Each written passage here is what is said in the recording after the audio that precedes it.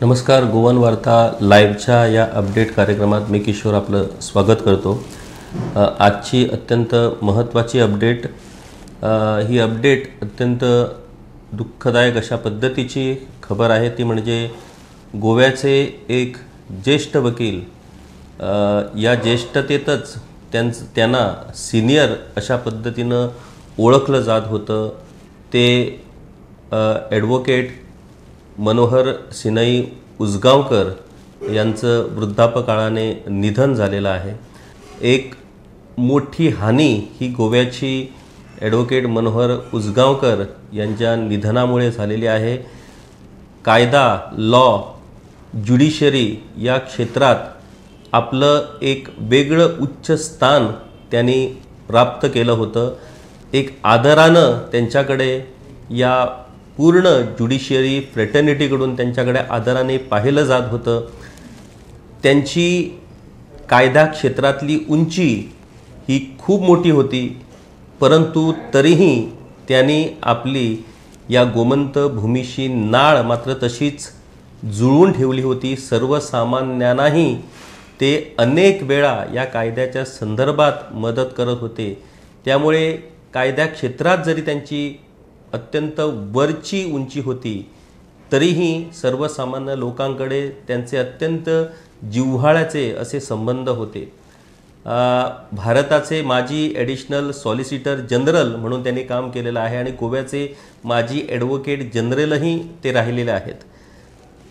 Senior म्हणजेच advocate Manohar Usgaonkar यांच्या बाबतीत जर सांगायचं झालं तर गोवा मुक्ती काळापासून गेल्या 60 वर्षात त्यांनी गोव्यासाठी, गोव्याच्या कायदा क्षेत्रात जे योगदान दिलेलं आहे ते योगदान अजिबात विसरता येणार नाही। कायदा क्षेत्रात त्यांचं जे काम आहे ते उल्लेखनीय अशा पद्धतीचं काम आहे आणि म्हणूनच त्यांना ज्वेल ऑफ गोवा असंही म्हटलं जातं। त्याचबरोबर ते कायदा क्षेत्रातले आचार्य होते अशीही त्यांची ओळख ही कायद्याच्या ज्युडिशरी फ्रेटर्निटीमध्ये आहे।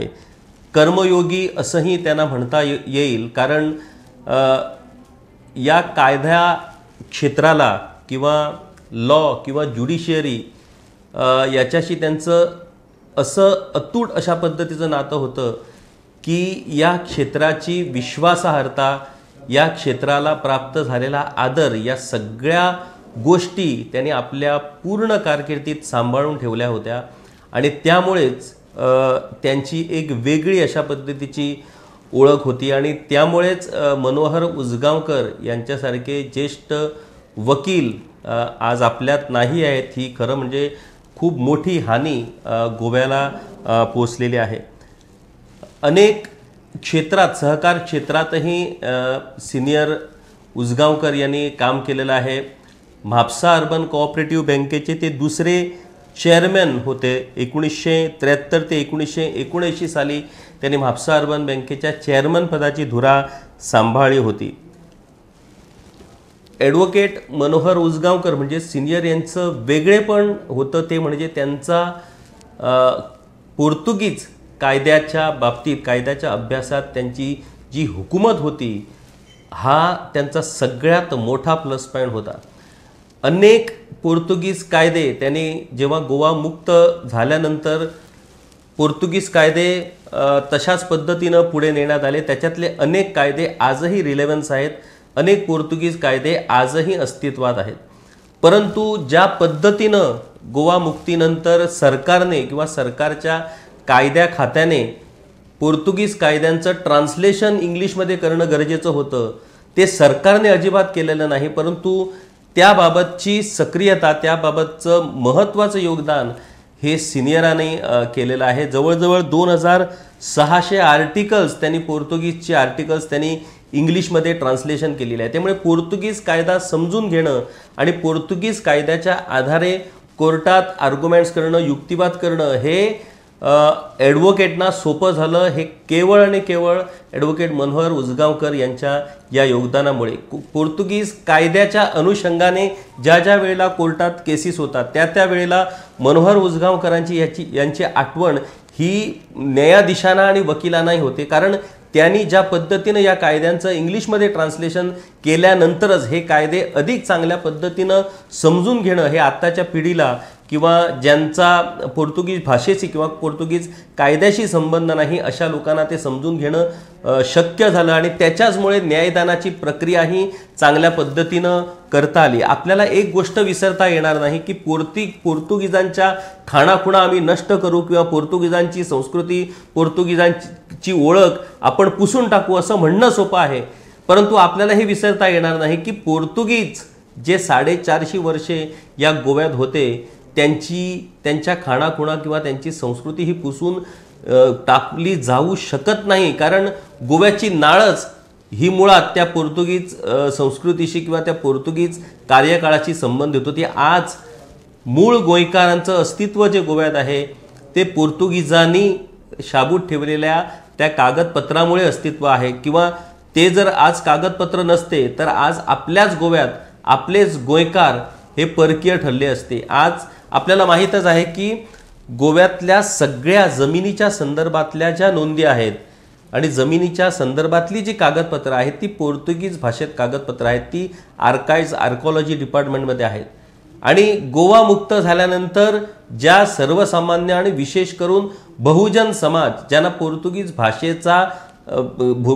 भाषेचं ज्ञान नव्हतं, ज्यांना पोर्तुगीज भाषा माहीत नव्हती, ते मात्र संकटात सापडले, कारण त्यांना स्वतःच्या जमिनीच्या संदर्भातली कागदपत्र शोधताना त्यांची बरीच दमछाक त्या वेळेपासून आजतागायत सुरू आहे. कारण जोपर्यंत ती कागदपत्रे ट्रान्सलेट होत नाही तोपर्यंत त्याचा अर्थ समजत नाही. आणि ज्या लोकांना पोर्तुगीज भाषेचं ज्ञान होतं त्या लोकांनी मात्र आपल्या जमिनी ताबडतोब आपल्या नावावरती करून घेतल्या, परंतु सर्वसामान्य लोकांना मात्र पोर्तुगीज भाषेपासून अलिप्त ठेवण्यात आलं. कारण त्यावेळेला पोर्तुगीज भाषा म्हणजे कोलोनियलिझम आणि पोर्तुगीज भाषेचा द्वेष करणं, पोर्तुगीज भाषेचा नकार करणं म्हणजे राष्ट्रीयवाद अशा पद्धतीचा अर्थ लावण्यात आला. 1961 साली गोवा मुक्त झाल्यानंतर बहुजन समाजाला मराठी शिक्षणाची दारे उघडण्यात आली. हे काम स्वर्गीय भाऊसाहेब बांदोडकर यांनी केलं. हे त्यावेळेची गरज होती आणि त्यावेळी केलेला हा स्तुत्य काम होतं. परंतु दुर्दैवानं प्रत्येक गोयकाराला पोर्तुगीज भाषेचं ज्ञान असणं गरजेचं होतं. आजही ते गरजेचं आहे, परंतु त्याच ज्या पोर्तुगीजांनी 450 वर्ष गोव्यावरती राज्य केलं त्या पोर्तुगीज भाषेला आम्ही परकीय म्हणून समजून त्या भाषेशी आमचा संबंध तोडून टाकला आणि त्याचे परिणाम आज इथल्या सर्वसामान्य बहुजन समाजाला भोगावे लागत आहेत.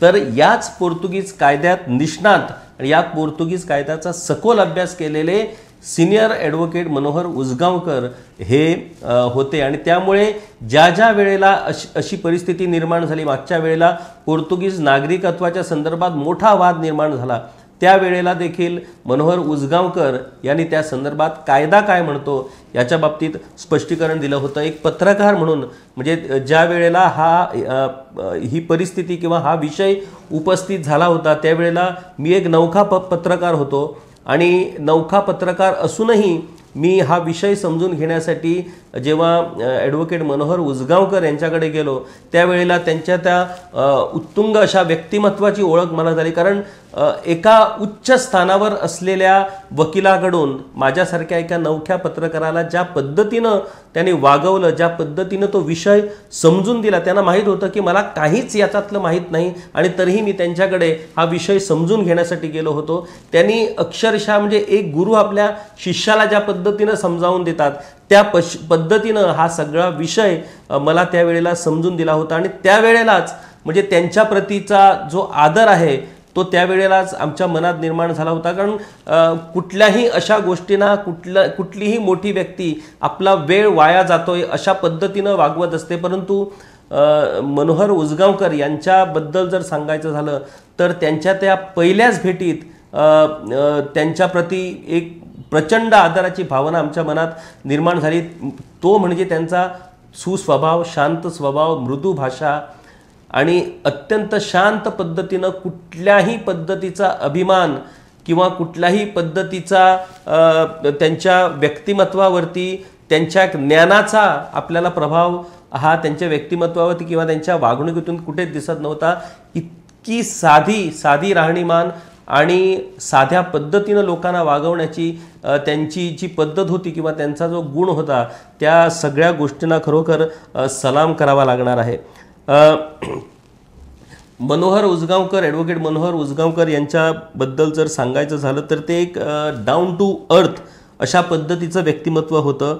आणि त्यांच्यावरती एक पुस्तकही निवृत्त न्यायाधीश RMS खांडेपारकर यांनी लिहिलेलं आहे. आणि या पुस्तकात अनेकांनी सिनियर यांच्याप्रती किंवा यांच्याबद्दल अनेकांनी त्या पुस्तकात लेख लिहिलेले आहेत. आणि मार्वल अशा पद्धतीचं टायटल असलेलं हे पुस्तक आहे. आणि त्याचा प्रकाशन सोहळा मोठ्या धूमधडाक्यात झाला होता. त्याच्यात अनेक दिग्गज ज्युडिशियरीतले अनेक दिग्गज लोक त्या कार्यक्रमाला हजर होते. अनेक त्यावेळचे न्यायाधीश, त्यावेळचे निवृत्त न्यायाधीश, सिनियर ॲडव्होकेट मोठ्या प्रमाणात त्या पुस्तक प्रकाशनाला होते. म्हणजे कर्मयोगी असं आपण त्यांना म्हणतो. खरं म्हणजे हे टायटल किंवा ही उपाधी त्यांना तंतोतंत लागू होते. अशा पद्धतीचं हे खूप मोठं व्यक्तिमत्व आज आमच्यात राहिलेलं नाही आहे. सिनियर ॲडव्होकेट मनोहर उजगावकर यांच्याबद्दल आणखी सांगायचं झालं तर त्यांचा जो कायद्याचा जो वारसा आहे, तो वारसा त्यांच्या कुटुंबानं पुढे नेलेला आहे. त्यांचे जे 2 पुत्र आहेत, ॲडव्होकेट सुदीन उजगावकर आणि ॲडव्होकेट सुदेश उजगावकर, हे देखील ॲडव्होकेट आहेत. आणि एक प्रतिष्ठित आणि एक आपली वेगळी ओळख निर्माण करणारे ॲडव्होकेट म्हणूनही त्यांची ओळख आहे. त्यांचे नातू जे आहेत शुक्र उजगावकर, हे देखील ॲडव्होकेट आहेत. आणि त्याचबरोबर त्यांचे दुसरे नातू जे आहेत ध्रुव उजगावकर, हे गोवा विद्यापीठात असिस्टंट प्रोफेसर ऑफ पोर्तुगीज म्हणजे पोर्तुगीज भाषेच्या विभागाचे ते असिस्टंट प्रोफेसर आहेत. त्यामुळे पोर्तुगीज भाषा हे आपलं वेगळेपण हे उजगावकर कुटुंबियांनी तशाच पद्धतीनं पुढे चालवलेला आहे. तो वारसा त्यांनी पुढे चालवला आहे.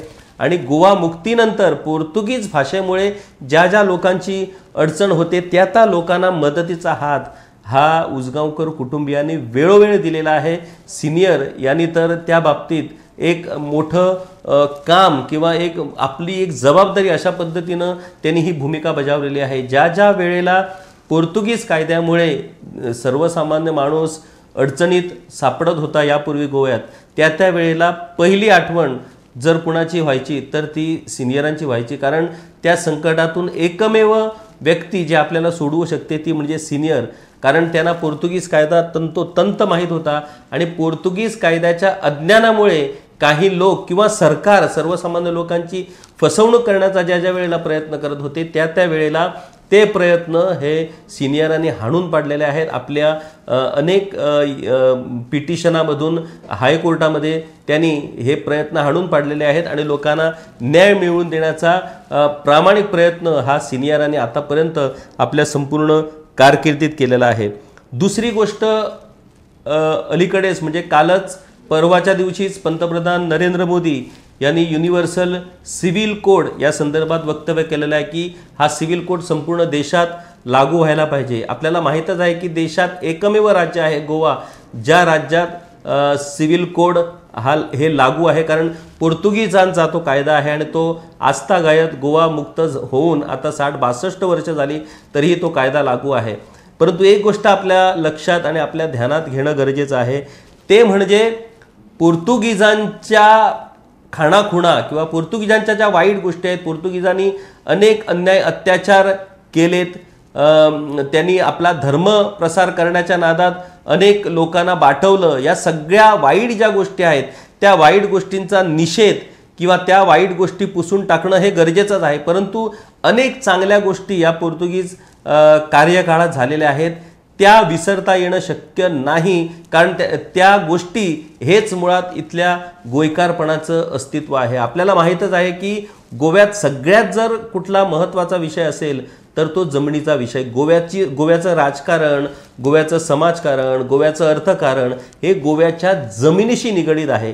आणि या जमिनीमुळेच आज संपूर्ण गोव्याचं राजकारण किंवा संपूर्ण जगाचं लक्ष हे गोव्याकडे लागून राहिलेलं आहे. प्रत्येकाला वाटतं की गोव्यात आपलं एक सेकंड होम असावं.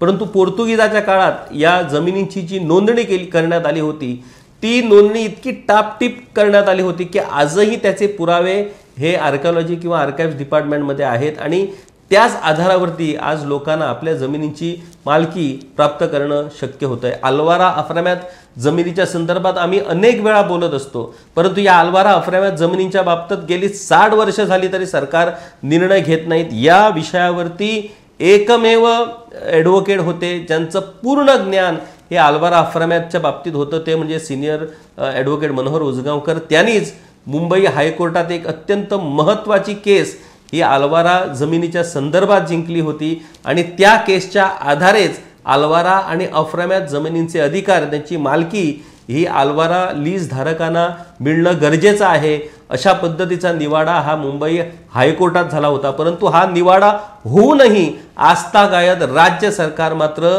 लोकांना त्यांचे अधिकार देत नाही। आज 70 सारख्या तालुक्यात, पेडणे सारख्या तालुक्यात, डिचोली सारख्या तालुक्यात, सांगे सारख्या तालुक्यात मोठ्या प्रमाणात अल्वारा धारक आहेत, परंतु हे अल्वारा धारक हे सर्वसामान्य गटातले लोक आहेत ज्यांना कायद्याचं ज्ञान नाही आणि सरकार मात्र त्यांच्या या अज्ञानाचा फायदा घेऊन या जमिनींच्या बाबत सरकार चालढकल करत आहे। सरकार त्यांना त्यांचे अधिकार द्यायला पुढे सरत नाही, कारण सरकारला या जमिनी वेगळ्या पद्धतीनं वापरण्याचा सरकारचा मनोदय आहे। मोठमोठ्या रिअल इस्टेट कंपन्यांची नजर या जमिनीवरती आहे। त्यामुळे अल्वारा अफराम्यात लीज धारकांचा जो सगळ्यात मोठा आधार होता तो म्हणजे सिनियर ॲडव्होकेट मनोहर उजगावकर आज ते आपल्यात नाही आहेत आणि त्यामुळे त्यांच्या जाण्यानं या अल्वारा अफराम्यात लीज धारकांची जी प्रकरणं आज वेगवेगळ्या कोर्टामध्ये आहेत त्या प्रकरणासमोर एक मोठा प्रश्न निर्माण नक्कीच होणार आहे, कारण त्यांचा एक मोठा आधार हा आज गमावलेला आहे सिनियर यांच्या जाण्यातून। अशा पद्धतीनं आपलं एक वेगळं स्थान, आपलं एक वेगळं बलस्थान आपल्या कृतीतून, आपल्या वागणुकीतून, आपल्या ज्ञानातून सर्वसामान्य लोकांची सेवा करण्याचं ब्रीद हे ॲडव्होकेट मनोहर उजगावकर यांनी आतापर्यंत सांभाळलं आणि त्यामुळेच ते उच्च शिखरावर पोहोचूनही त्यांची नाळ मात्र सर्वसामान्य गोयकरांशी तशाच पद्धतीनं राहिली आणि त्यांच्याप्रती जो आदर किंवा त्यांच्याप्रती जी कृतज्ञता आहे ती कृतज्ञता सर्वसामान्य लोकांच्या मनात मात्र कायम राहणार आहेत। ते जरी आज आमच्यात नसले तरी त्यांची आठवण ही अजिबात विसरता येणार नाही, त्यांचं योगदान हे अजिबात विसरता येणार नाही। परंतु आज ते नसल्यामुळे मात्र एक मोठा आधार, एक कायद्याचा आधार हा सर्वसामान्य लोकांच्या मागून हिरावून गेलेला आहे आणि त्यामुळे आता यापुढे या लोकांना या संदर्भात, जमिनीच्या संदर्भात, पोर्तुगीज दाखल्यांच्या संदर्भात, पोर्तुगीज कायद्याच्या संदर्भात एक मोठी पोकळी निर्माण होणार आहे आणि ही पोकळी ही अजिबात भरून येणं शक्य नाही। त्यामुळे त्याचं नुकसान हे मोठ्या प्रमाणात गोयकरांना निश्चितच होणार आहे।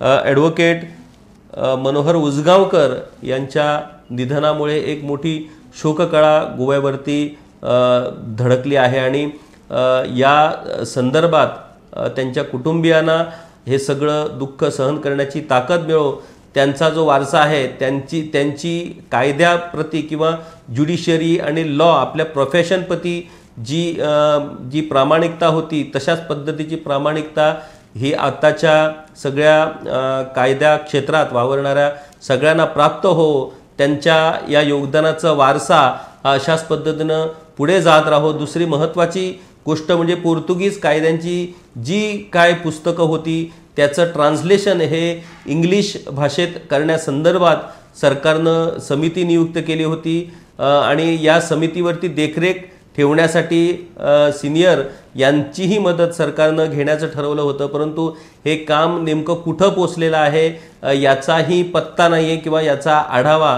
कुठल्याही पद्धतीनं सरकारकडूनही घेतला जातोय का असा प्रश्न आम्हाला विचारावा लागणार आहे। एक खूप मोठी हानी, खूप मोठं नुकसान ॲडव्होकेट मनोहर उजगावकर यांच्या जाण्यानं झालेलं आहे आणि त्यामुळे हे नुकसान अजिबात भरून येणं शक्य नाही।